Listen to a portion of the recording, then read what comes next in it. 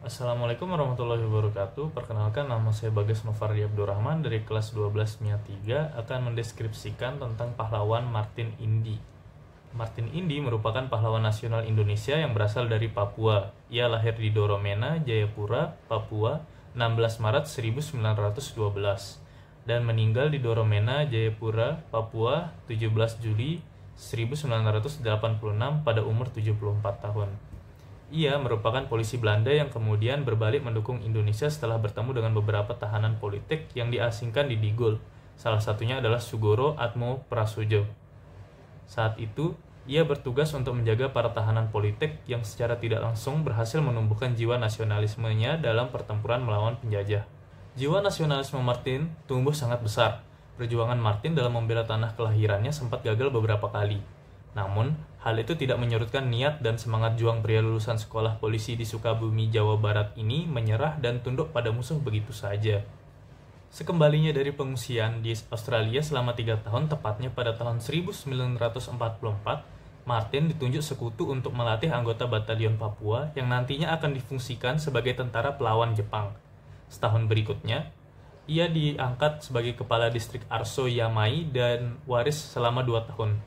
Dalam tahun-tahun tersebut, Martin tak hanya tinggal diam, namun ia melakukan kontak terhadap mantan para pejuang Indonesia yang pernah ditahan di Digul.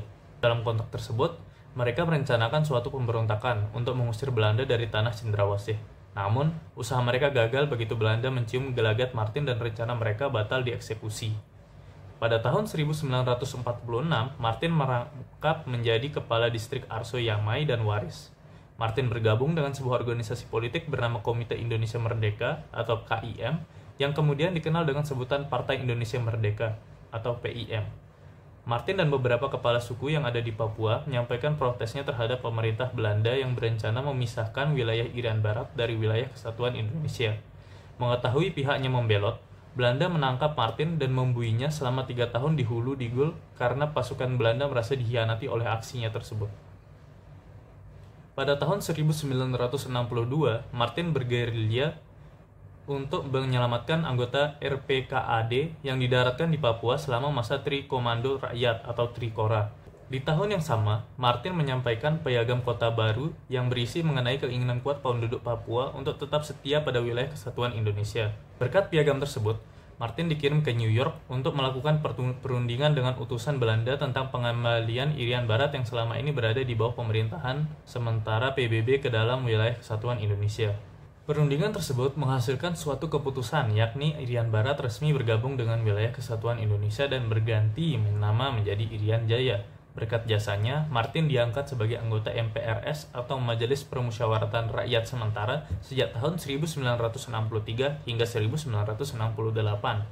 Tak hanya itu, ia juga diangkat sebagai kontrolir di perbantukan pada Residen Jayapura dan berpangkat mayor tituler selama 20 tahun.